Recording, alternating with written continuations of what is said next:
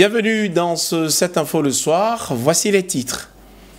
À quelques semaines de la présidentielle en Côte d'Ivoire, le RHDP mise sur la formation de ses animateurs de campagne. Objectif, assurer la victoire du parti au pouvoir. Nous parlons de culture et nous le ferons en compagnie de notre chroniqueuse Rahima Diabaté. Voici pour le sommaire. Bienvenue à toutes et à tous. Avant de dérouler ces titres, il faut savoir que le Parti des peuples africains Côte d'Ivoire, PPACI, dénonce ce qu'il qualifie de répression politique après la mise sous mandat de dépôt ce lundi au pôle pénitentiaire d'Abidjan de deux de ses responsables, à savoir Blaise Lasme et Daï Nestor. Les deux cadres du parti sont poursuivis pour provocation à l'insurrection, atteinte à l'autorité de l'État et trouble à l'ordre public, des accusations que leur formation juge arbitraire et destiné à museler l'opposition. Pour en parler et apporter son éclairage juridique sur cette affaire, nous sommes en ligne, en direct avec Maître Roselyne Sirikpa, avocate du PPACI. Bonsoir Maître. Bonsoir. Alors Maître, sur quoi reposent exactement les accusations portées contre vos clients et quelle est selon vous leur solidité juridique? Je vous remercie pour cet entretien qui me donne l'opportunité d'éclairer l'opinion publique nationale et internationale sur ce qui se passe comme procédure pénale à l'encontre des militants du PPACI, en l'occurrence M. Daï Nestor et M. Lasme Blaise. À ce sujet, depuis hier, le lundi 29, dès 8 heures, mes clients avaient reçu depuis le week-end même la convocation du procureur les invitant à son bureau pour un entretien. Ils m'ont porté l'information et nous sommes rendus. Nous avons eu un entretien avec le procureur qui s'est passé normalement. Le procureur leur a demandé de faire en sorte qu'il n'y ait pas de trouble à l'ordre public. En cas de trouble, d'être très responsable parce que il y aurait eu des informations les concernant. J'ai pris soin de relever devant le procureur que nous étions en matière pénale, parlant avec lui. Donc, cette matière-là mérite et exige la précision des faits et la personnalité des faits de l'infraction qui est reprochée à une personne. Et sur ce coup-là, de façon générale, il n'était pas normal pour le procureur de la République de dire que en cas de trouble à l'ordre public dans la République de Côte d'Ivoire, il s'en prendrait à mes clients. Parce que les troubles à l'ordre public peuvent être commis par toutes sortes de personnes. Pour qu'ils s'en prennent à eux, il aurait fallu qu'ils en soient les responsables effectifs, matériels, intentionnels et selon le fait qui est écrit.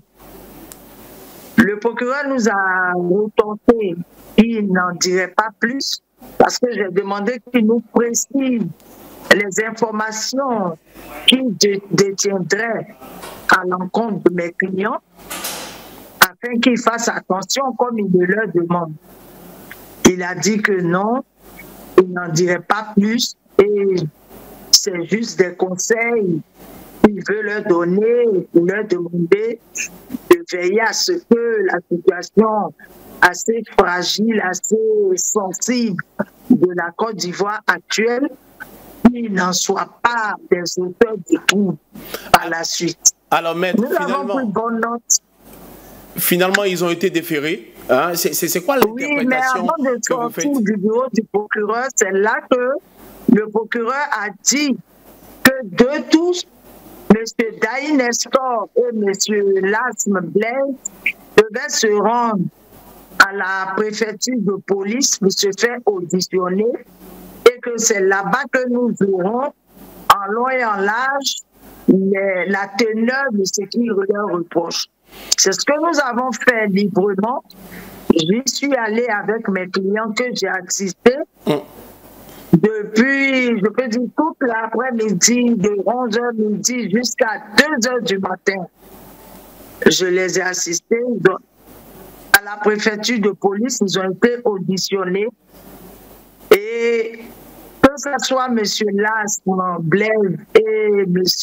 Daï Nestor, il leur est reproché une prétendue inobservation de la décision du Conseil constitutionnel relative à la candidature à la présidentielle d'octobre 2025. Il leur a encore reproché une prétendue insurrection, sinon un prétendu appel, ce qui aujourd'hui est devenu une provocation, une prétendue provocation d'appel à l'insurrection, d'atteinte à la sûreté de l'État. Il a aussi reposé des troubles à l'ordre public. Je reprends ma question, c'est celle de savoir si, selon vous, tout ce à quoi on assiste révèle d'une procédure normale ou d'un excès de répression politique. Bon, aujourd'hui, moi, ce que je peux dire, c'est que mes clients ont reçu une convocation en bonne et due forme à laquelle ils ont répondu. Ils ont été auditionnés et le procureur en a tiré les conséquences selon son appréciation de la situation. Donc, sur ce coup-là, c'est une procédure pénale qui se passe dans les règles que je les ai assistés tout le temps, seulement que ce que je peux relever, c'est que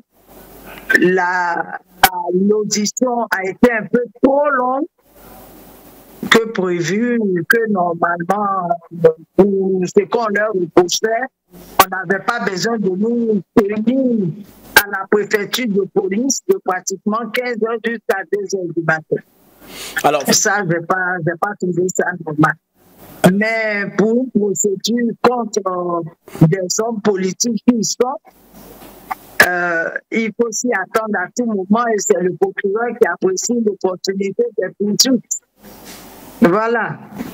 Alors, maître, ça sera donc, maintenant, si les procédures, on estime que les procédures se multiplient, il pourra dire que selon les faits qu'ils ont portés à sa connaissance ou qu'il constate, il lui revient d'engager les procédures chaque fois que bon lui semble. Voilà. Alors, maître, ça sera la dernière question. Je vous propose 1 minute pour donner une réponse. C'est finalement, que comptez-vous faire, que comptez-vous donner à cette affaire sur le plan judiciaire et quel message adressez-vous à l'ensemble des militants du PPACI, d'une part, mais également à toute l'opinion publique? Dans cette procédure, nous sommes en pleine procédure et aujourd'hui, mes clients sont devant les juridictions d'instruction. Voilà, c'est ce que j'ai dit quant à l'entame de mon propos. Donc, en bonne et due forme, nous continuons de les assister, de les défendre dans tous leurs droits, de sorte que tout ce qui a lieu de faire en ma qualité d'avocat pour assurer leur défense, je le ferai. Par exemple, on pourra demander leur mise sous contrôle judiciaire au lieu de les garder en détention. Voilà, il y a toute une panoplie de recours qui s'offrent à nous face à leur détention, leur mise sous mandat de dépôt.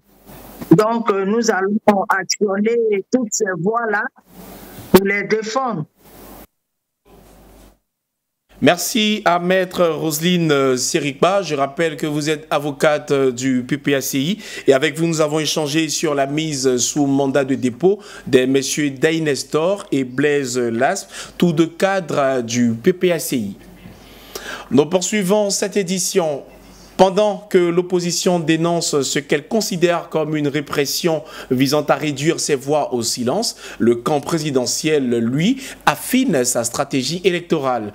À moins d'un mois de la présidentielle, le RHDP muscle son dispositif. Le parti a lancé ce lundi 30 septembre à Abidjan un séminaire de formation de ses animateurs de campagne avec un objectif clair, assurer la victoire d'Alassane Ouattara dès le premier tour. Le reportage est signé Lucien Aoussi. Il est commenté par Marina Katantoré. Les choses se précisent du côté du Rassemblement des Oufouettistes pour la démocratie et la paix. Le lundi 30 septembre, les cadres du parti se sont retrouvés à la salle Boaké pour le lancement officiel d'un séminaire de formation destiné aux futurs animateurs de la campagne présidentielle prévue en octobre prochain. Venus des quatre coins de la Côte d'Ivoire, les participants ont pour mission de relayer efficacement la vision et les priorités du parti sur le terrain. Leur rôle sera déterminant dans la dynamique électorale avec un objectif clairement affiché, assurer la victoire du candidat Alassane Ouattara dès le premier tour. Je vous invite à faire de cette campagne une campagne responsable et digne de notre parti. Une campagne qui convainc par la force des arguments et la clarté du programme. Une campagne qui rassemble dans un esprit de paix et de fraternité. Une campagne qui se déroule dans le respect de nos adversaires politiques, car notre victoire doit être la victoire de la démocratie et du peuple ivoirien. Évidemment, on va en campagne et il faut avoir les mots justes. Il faut avoir, comme on peut le dire, les éléments de langage. Et je pense que ce séminaire nous apprend comment approcher l'électorat, comment convaincre l'électorat à travers à la fois le bilan de notre candidat, le bilan de notre champion, mais aussi et surtout parce que dans une campagne, dans une mobilisation, il y a à la fois les éléments objectifs, mais aussi des éléments affectifs. C'est une grande opportunité que le parti nous offre ce jour en matière de formation pour aller conquérir les voix sur le terrain. Donc il y a des principes qu'il faut adopter et surtout respecter les adversaires et considérer la base. Bien, je pense que le séminaire est venu à point nommé. Comme on le dit, un militant qui n'est pas formé est un danger pour son parti. C'est la même chose en ce qui nous concerne, concernant les départementaux, les directeurs régionaux de campagne. Quand on est bien formé, on peut aller convaincre les électeurs. Le langage que nous devons tenir, de rassemblement, de cohésion et surtout d'espoir que nous devons dire, cela, en tout cas, nous avons appris beaucoup ce matin et je pense que ce séminaire est à répéter juste avant la campagne elle-même.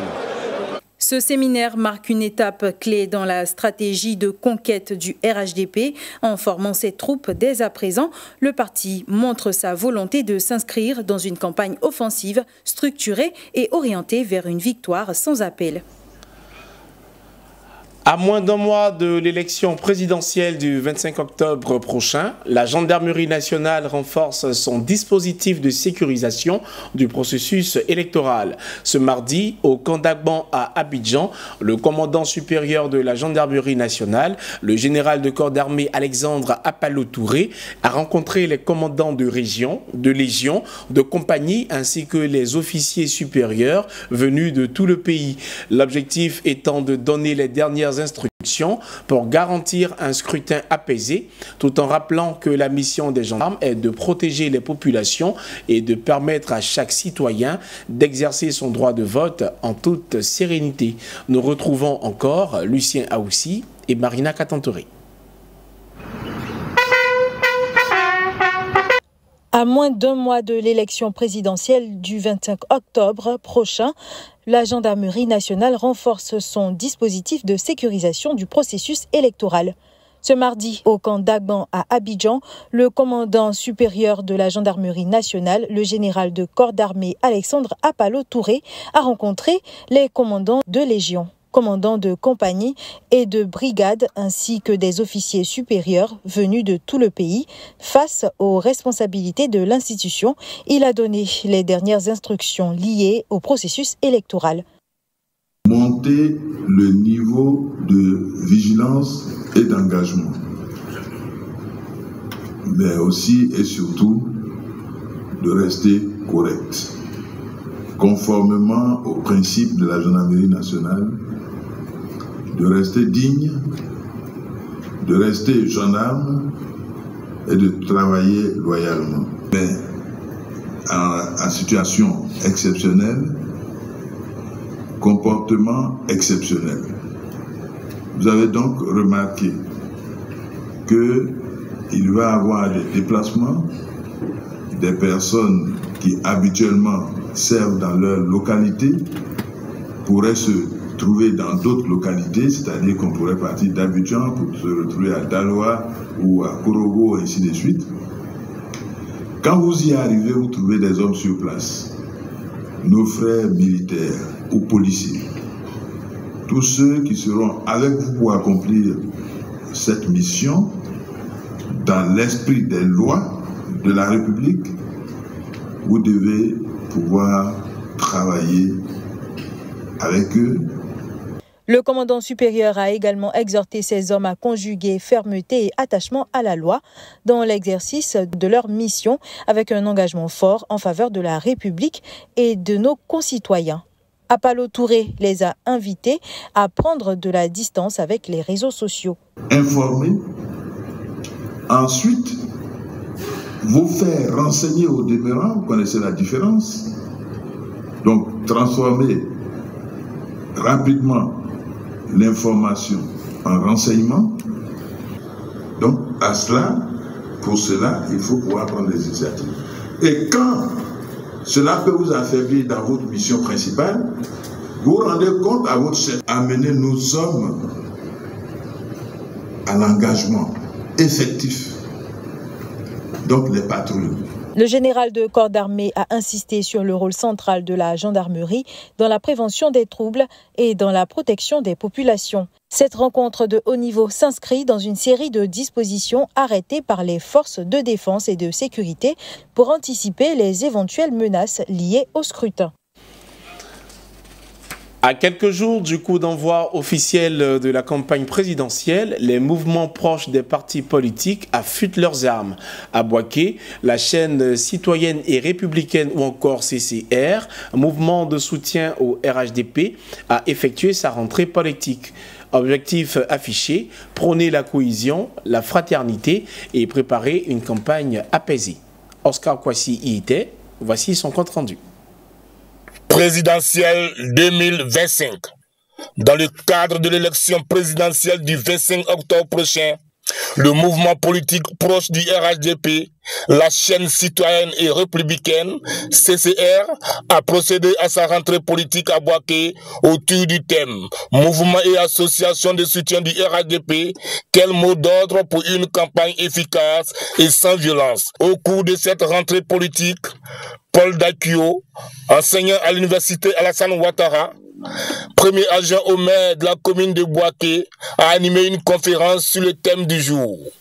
À cette occasion, le conférencier a exhorté les membres de la CCR à œuvrer pour la paix et la cohésion, les invitant à miser plus sur une campagne de proximité. La chaîne citoyenne doit avoir pour objectif la paix, propager la paix pendant cette période préélectorale et électorale et faire en sorte que le mot d'ordre que tout le mouvement doit passer autour, tous les membres doivent passer dans leur lieu de résidence, c'est que l'élection c'est pas parlable et qu'au soir du 25 il n'y ait pas eu de violence parce qu'ils auront travaillé à parler aux voisins et aux voisines pour dire en sorte que en fait les élections c'est un jeu pour tout le monde et qu'à la fin que c'est le meilleur qui gagne.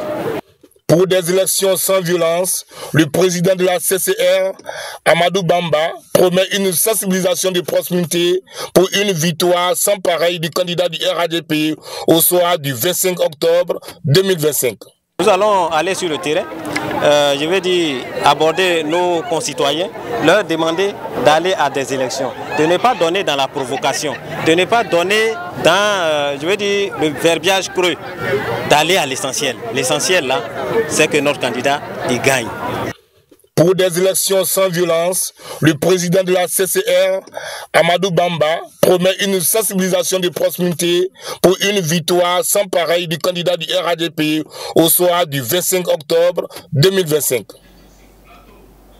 Nous sommes de retour à Abidjan où la Commission d'accès à l'information d'intérêt public et aux documents publics a lancé le programme Access KIDP dans le cadre de la deuxième journée du droit d'accès à l'information publique. Cette initiative vise à promouvoir une gouvernance plus transparente à l'ère du numérique en favorisant la réflexion sur l'équilibre entre l'ouverture de l'information, protection du secret et le respect des droits fondamentaux.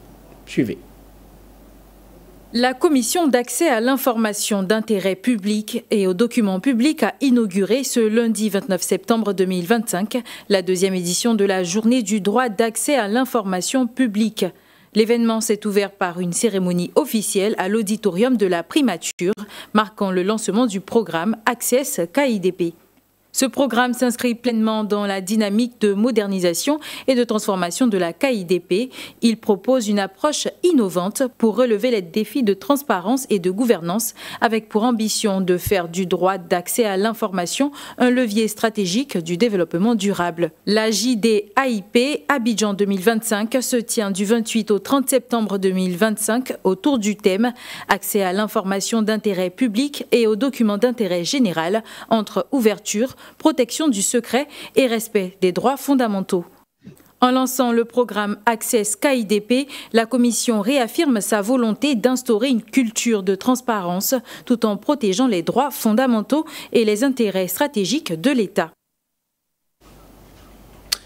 On passe à présent à l'international.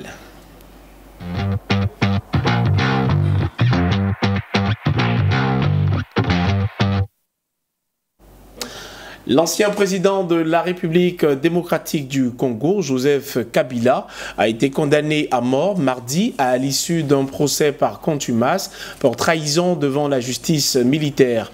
Âgé de 54 ans, l'ex-chef d'État qui a dirigé le pays de 2001 à 2019 avait quitté la RDC en 2023 avant de réapparaître récemment dans l'est du territoire au sein d'une zone contrôlée par le M23. Il a été reconnu coupable de complicité avec ce groupe armé antigouvernemental soutenu par le Rwanda. Son lieu de résidence actuel demeure inconnu, rendant difficile toute arrestation par les autorités congolaises pour l'instant. Après cette page d'actualité, intéressons-nous maintenant à un tout autre univers, celui de la culture, et c'est Rahima Diabaté qui nous y emmène dans sa chronique.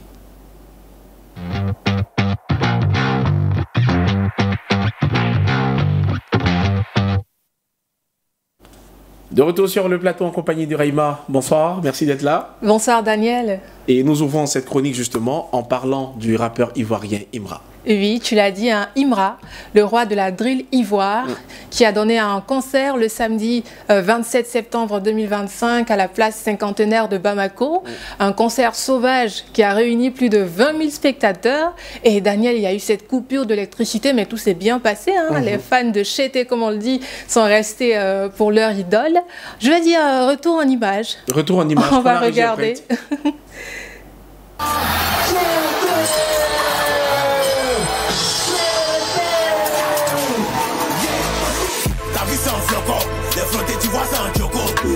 Tu vois ça en choco, yeah, enlevé dans tes yeux choco.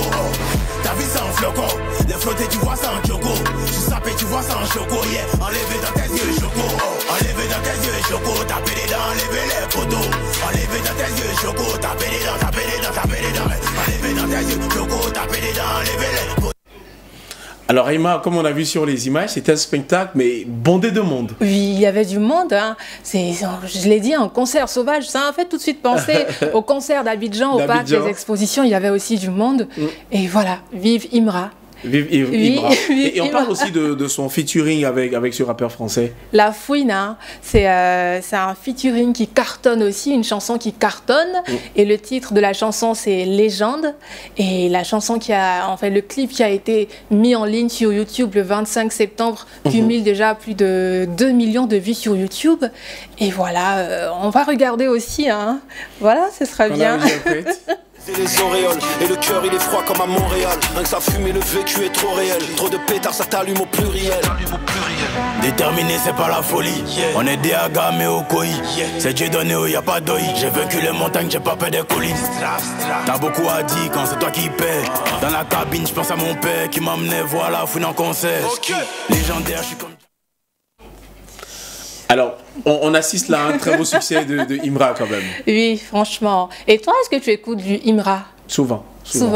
Pas toujours, mais souvent. Tu n'es pas tu es un fan de Chété.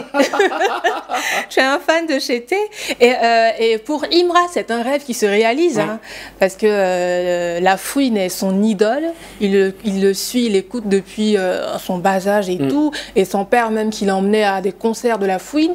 Et pour lui, c'est un honneur de collaborer avec la Fouine. Avec la Fouine. Voilà.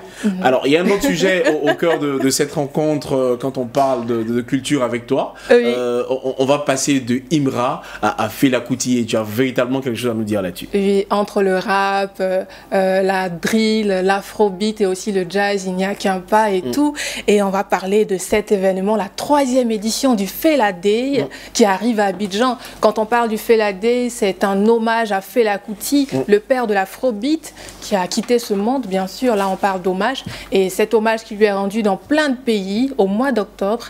Et Abidjan qui accueille sa 3e édition. Alors, rendez-vous le 10 octobre 2025 à l'Institut français de Côte d'Ivoire dans la commune du Plateau à partir de 19 h pour l'Ivoire Jazz Night spécial Fela Day. Et pour en parler, nous recevons le président d'Abijazz, Antoine Tako. Et Abijazz, c'est l'association pour la promotion du jazz en Côte d'Ivoire.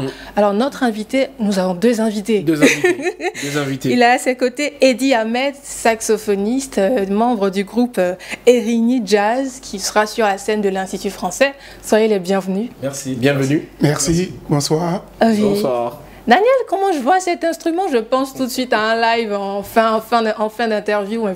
Alors, c'est ce qu'on appelle un saxophone. Oui, c'est un saxophone ténor, pour être plus précis. Un saxophone ténor. Ouais. Est-ce que ça veut dire qu'il y a un saxophone basse? Oui, il y a un saxophone soprano, alto, ténor, baryton et basse. D'accord. C'est toute une famille. Oui. Alors, je voulais dire Imra, alors que c'est Raïma. Non, mais c'est pas grave. Hein. Certains me demandent, tu es la sœur de Imra, parce que Raïma et tout, donc je suis habituée. On poursuit Raïma. Voilà, soyez les bienvenus. Merci. Et dites-nous, pourquoi avoir créé le Fela Day à Abidjan?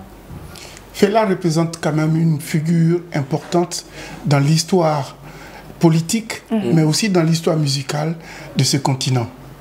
Il était à la fois chef des quartiers, il était aussi star international et il était homme politique qui combattait pour les libertés. Mais là où il a été vraiment quelqu'un de fort, c'est d'avoir utilisé l'afrobeat qu'il a créé comme une arme de revendication politique pour conquérir les libertés. Ouais. Il est donc normal de rendre hommage à cette personne, ces gens de personnes.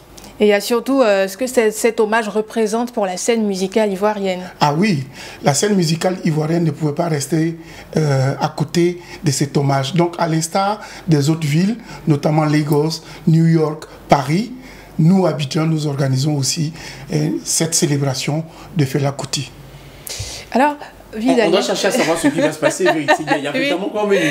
Oui, c'est vrai. Comment l'héritage musical de Fela Kuti sera mis à l'honneur ce soir-là? Alors, il y aura deux groupes.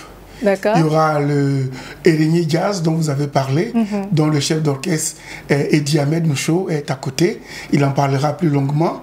Et un invité d'honneur, une artiste ivoirienne de renommée internationale, Rouf Tafebe et son groupe, qui vont aussi jouer.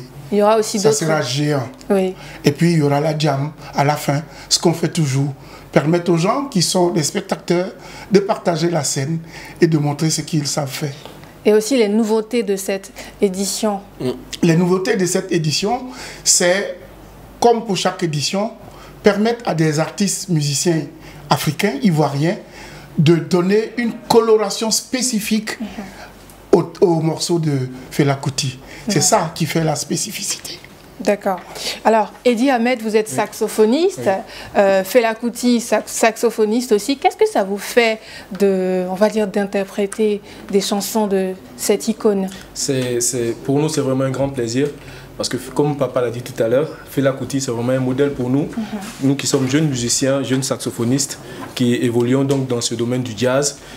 C'est un modèle dans ce sens que, vu la formation même que Fela présente sur scène, c'est une formation de, j'imagine, au moins 25 musiciens sur scène comme ça. Et RNI s'est inspiré en fait de cela.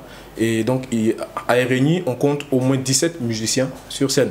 Mais pour l'occasion du Fela Day, on sera autour de 9 à 10 musiciens comme ça sur scène. Mais vraiment, Fela, c'est un modèle, et jouer de la musique de Fela, c'est vraiment aller à une école, apprendre quelque chose d'assez particulier, le jazz, fusion entre le jazz et la musique locale qu'il a développée pour créer ce qu'on a appelé comment ça s'appelle, l'afrobeat. Alors finalement, en Côte d'Ivoire, qu'est-ce qui est fait par vous, acteurs du jazz, pour promouvoir ou pour préserver cette musique? Alors, c'est la caractéristique d'Abidjazz, c'est d'avoir initié un festival permanent. Tous les mois, on a un festival à visée pédagogique où on impose un thème que les musiciens locaux développent avec leur sensibilité. Et toute l'année, chaque mois, on a un concert de jazz au moins. Donc, c'est ce que nous faisons pour promouvoir le jazz. Parce que notre objectif, c'est promouvoir le jazz en Côte d'Ivoire. C'est pour ça que nous nous sommes associés à l'Institut français qui nous permet d'avoir cet instrument, cet espace, avec des coûts modérés pour permettre aux tout venants de venir écouter du jazz. Et c'est bien sûr l'Ivoire Jazz Night. C'est ça, les Ivoire Jazz Night. Oui. Nous en avons tout le long de l'année, chaque mois, le dernier vendredi du mois, à l'Institut français. Le Fela Day, l'entrée, les tickets, et comment ça se passe? Ben, écoutez, vous prenez les tickets, c'est 5 000 francs seulement. Vous voyez, pour un aussi grand événement qui aurait mérité 50 000 francs, nous mettons l'entrée à 5 000 francs. Parce que c'est vraiment dans l'ADN d'Abidjazz de vulgariser le jazz. D'accord. Alors moi, c'est le moment que j'attends, hein, on va dire le Fela Day avant le Fela Day, le saxophone. Le saxophone. Déjà, on a droit à un petit live et tout. Qu'est-ce que vous nous proposez? Alors, je pense faire un titre qu'il appelle Water No Get Enemy. C'est un titre qui est beaucoup connu de Fela Kuti. Je vais donc essayer d'exécuter tout à l'heure. D'accord.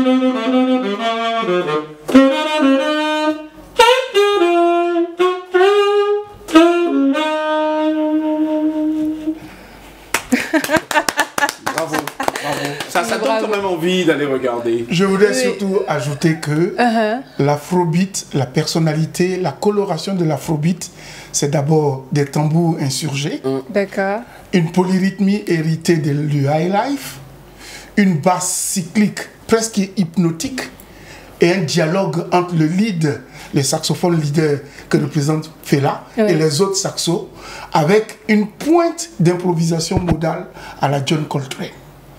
C'est ça qui fait la caractéristique de l'afrobeat. Magnifique. Alors, vous avez le Fela Day. Moi, j'ai une surprise. Donc, j'ai une surprise pour vous. D'accord. Donc, attachez vos ceintures. Il n'y aura vraiment aucune zone de turbulence. La surprise arrive. Donc, Daniel, à ton avis, qu'est-ce que c'est? Bah, je suis moi-même surpris de ta surprise. Je ne sais pas trop de quoi il s'agit. À votre avis? Ça s'appelle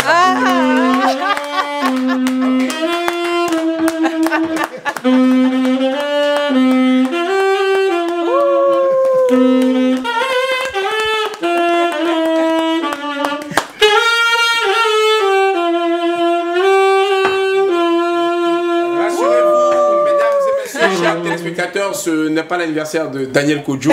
Aujourd'hui, mardi 30 septembre 2025, la première chaîne d'information en continu de Côte d'Ivoire célèbre son 4e anniversaire. Et pour l'occasion, c'est avec beaucoup de plaisir que nous recevons sur le plateau de cette grande édition de journal, Monsieur Benjamin Kefolo, qui est donc directeur de l'exploitation de cette info. Merci d'être avec nous, cher directeur. C'est vraiment un plaisir. Alors, vous êtes avec nous, les téléspectateurs auront forcément envie de savoir comment est-ce que l'histoire démarre à cette info. Bon, je dirais que l'histoire démarre bien avant le 37 ans, puisque les promoteurs, M. Jean-Philippe Caboret, le PDG, et Philippe Nassiera, le DGA, ont mûri ce projet-là parmi les chaînes que l'État de Côte d'Ivoire a autorisées. Ils ont choisi la thématique info, qui n'est pas facile, mais qui est un défi à relever. Et c'est tout. Je peux dire que nous sommes la première chaîne d'info en Côte d'Ivoire. Et moi, j'ai été associé à ce projet. Et donc, avec les péripéties, les uns et les autres, le 30 septembre, on est on air, on est en antenne sur le bouclier canal. Et c'est une joie pour les acteurs, mais également pour les téléspectateurs. C'est vraiment un défi, je dirais, colossal, qu'on a pu réussir avec les mains de chacun. Et je dirais que c'est une joie pour moi de partager ce secret-là. Et ça m'a beaucoup marqué parce que c'était pour moi être associé à des personnes pour un défi colossal avec les moyens qu'on avait à l'époque. On a pu faire le puzzle aujourd'hui. Aujourd'hui, on a pu réunir tout ce qu'il faut pour que la chaîne puisse être capable de pouvoir faire des directs. Donc je dirais qu'à l'époque, ce n'était pas évident. Aujourd'hui, on a réussi.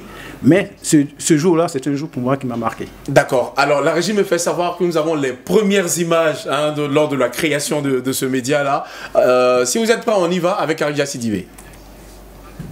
Il était une fois un 30 septembre 2021 à 12h sur la chaîne 207 de Canal+, les premières images d'une nouvelle chaîne d'information émettant depuis la Côte d'Ivoire. Au menu, le résumé de l'actualité du jour. Éliminatoire mondial 2022, la Côte d'Ivoire affronte le Malawi au Bénin. Patrice Baumel fait un point d'avant-match. Incivisme routier, des permis de conduire ont été retirés à des chauffeurs indélicats le jeudi 30 septembre 2021. Des détails dans cette édition. Autonomisation de la femme, où en est la Côte d'Ivoire? Le point a été fait lors d'une rencontre organisée par le NDI à Abidjan. Dans la foulée, la parole est donnée aux Ivoiriens dans un micro-trottoir thématique. C'est des aberrations de vouloir limiter l'âge de quelqu'un par rapport à ses activités. Moi, j'ai 70 ans bientôt. Je travaille sur des chantiers, je suis ingénieur des travaux publics. Mais également à des personnalités du monde de l'art et de l'économie en Côte d'Ivoire. Les artistes. Deuxième chose, les artistes eux-mêmes, comment est-ce qu'ils perçoivent la société? Comment est-ce qu'ils pensent la société? Quelle est leur part de responsabilité dans cette société-là? Cette info faisait ainsi ses premiers pas, poursuivis par la suite sur le canal 7 de la TNT. Premier média d'information en continu de Côte d'Ivoire, cette info s'est imposée comme le pionnier du genre, porté par des journalistes et des correspondants mobilisés autour d'un même regard, vu de Côte d'Ivoire. Tout comme l'équipe, les canaux de diffusion et la grille de programme ont également évolué, offrant plus de réactivité et de proximité dans le traitement de l'actualité. Bon, c'est comme le journal. Il y a beaucoup d'émissions qui parlent. Souvent, ils invitent les stars et autres. Bon, moi, il y a une émission qui me plaît particulièrement. C'est-à-dire, cette émission, on parle des politiciens, les trucs qui se passent dans le pays. Moi, j'adore cette émission. Quand tu mets ta télévision sur cette info, c'est seulement les informations qu'on diffuse en fait. Voilà. Moi, particulièrement, c'est tout ce qui passe en bas, même si vous ne suivez pas, les titres qui ont été déjà donnés, on fait comme un truc de résumé, qu'on met ça en bas, que vous suivez. Voilà, donc moi c'est particulièrement ça qui me plaît pour cette info. Comme on dit, des émissions sur peut-être l'entrepreneuriat, afin que nous puissions en tant que jeunes promouvoir notre personnalité et mettre en avant nos capacités, puisque nous n'avons pas la capacité de les présenter. Et je voudrais souhaiter en fin de compte un joyeux anniversaire à cette info pour ses 4 ans d'existence et beaucoup de succès. Comme vous venez de le constater à l'écran, les premières images de cette info. Alors, M. Kefolo, je reviens vers vous. Oui. Qu'est-ce que vous gardez comme impression quand on voit l'évolution de ce média? Je dirais l'impression, c'est que je suis tellement heureux. D'abord, je ne suis pas de la même génération que ces jeunes-là. Raïma, c'est une jeune. Je dirais le bastion de la chaîne est constitué de jeunes. La moyenne d'âge est de 30 ans. Et c'est un plaisir de partager mon expérience que j'ai pu acquérir par le passé avec eux, surtout sur un défi colossal. C'est la première chaîne d'info, ce n'est pas une chaîne de divertissement. Constituer des contenus qui puissent accrocher, qui puissent faire participer les gens, qui puissent permettre aux gens de pouvoir être informés, c'est un défi de tous les jours. Ce n'est pas seulement un défi d'un jour. Donc je pense que pour moi, c'est une impression, je dirais, de joie que j'ai ce jour-là. Et puis c'est un partage, parce que faire de la télé, je dirais, c'est un sacerdoce. C'est un sacerdoce. Parce que chaque jour, il faut se démener, il faut trouver les éléments qu'il faut trouver. J'aime particulièrement un mot que vous venez d'utiliser, un partage. Il y a un gâteau devant nous. Oui. On va aller au partage. Donc, que cette info à 4 ans aujourd'hui. D'accord. Et donc, Raïma va m'aider à découper le gâteau. Avec plaisir. On va le déguster ensemble. Et puis, demander aux gens qui nous regardent, je dirais, de nous assister dans leur prière, dans leur soutien. Ce n'est pas une mince affaire de faire une télé. Et avec leurs encouragements, on va y arriver. On va y arriver. Notre but, c'est de les informer chaque jour et de faire en sorte qu'ils soient heureux et satisfaits en suivant cette info. Merci bien, M. Kefolo Benjamin, directeur de l'exploitation de cette info. Premier média d'information en continu de Côte d'Ivoire. Voilà. Est-ce qu'on peut jouer un peu de la musique pour accompagner la coupure du gâteau? Un plaisir.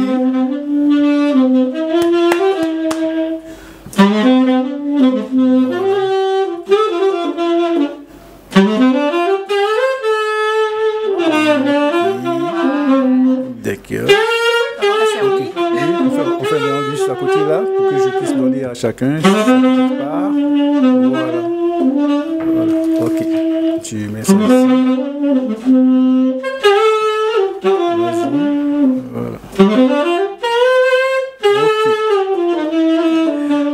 Voilà. Ok, ça c'est la part. On va mettre ça à nos invités. Oui, vas-y.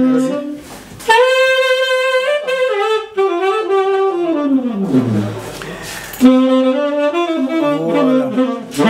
J'adore la musique.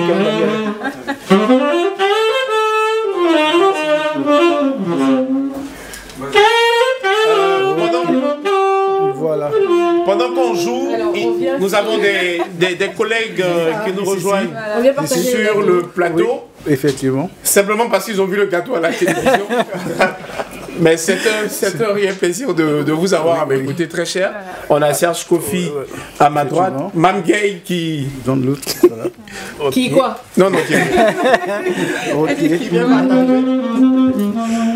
Attention, le plateau commence à... Si. Alors, Daniel, moi je voulais dire quelque chose. On va diminuer la musique, on va baisser la musique. Monsieur Kefolo a envie de dire quelque chose. En fait, je voulais dire que d'abord, il faut d'abord féliciter les promoteurs. Quand un État commence à, je dirais, à décentraliser un secteur comme la télévision et permet à des promoteurs d'acquérir des licences, je pense qu'il faut les encourager. Surtout le PDG et surtout le DGA qui ont eu l'idée de monter ce projet-là, aujourd'hui qui est maintenant une réalité. Ça c'est un. De deux, ce que j'aimerais dire, tous ceux qui ont contribué au démarrage de cette info jusqu'à ce jour ont apporté leur contribution. C'est vrai que certains sont partis. Et on les salue tous. Mais on te leur dit merci pour leur contribution. Et le train a continué et certains sont entrés. Et j'encourage tout le monde à y continuer, surtout. Et surtout, je dirais, ce que j'ai comme ressentiment en tant que, je dirais, doyen, on m'appelle papa, c'est que ces jeunes-là sont dévoués et ils se battent. Et je les encourage à continuer. Merci beaucoup. La télé, c'est un boulot d'équipe. Sans équipe, on ne peut pas réussir. C'est comme une équipe de football. Voilà, chacun a son pesant d'or, à sa place, et c'est nécessaire qu'on bosse en esprit d'équipe. Merci beaucoup. Je pense que cette info pourra arriver très loin avec cet esprit d'équipe. Et nous, on prend beaucoup de plaisir à travailler également avec vous, hein, parce qu'il y a juste à côté de vous M. Brice Damian, qui est donc responsable de la production. Juste à ma gauche, Mme Gay, présentatrice et chef d'édition. À ma droite, Marina Katantouré, que vous retrouverez très bientôt aussi encore sur l'écran. Serge Kofi, chroniqueur politique, journaliste web. À ses côtés, monsieur, vous appelez comment monsieur? Eugène Saïd. Eugène Saïd, il est journaliste web. On a Mesmer Yahou, vous pouvez le reconnaître. Il est journaliste sportif. Cédric Oyenan, qui est donc technicien de la diffusion. Et c'est avec beaucoup de plaisir qu'on travaille avec chacun d'entre vous. Vous vouliez dire quelque chose rapidement en 20 secondes, s'il vous plaît? Abidjaz a été heureux de participer à cet anniversaire et nous aimerons vous voir le vendredi 10. Toute l'équipe là, comme ça ou... Venez. Ok. Amen. Super. Alors, on peut chanter le véritable joyeux anniversaire et c'est avec ça qu'on va clôturer ce journal.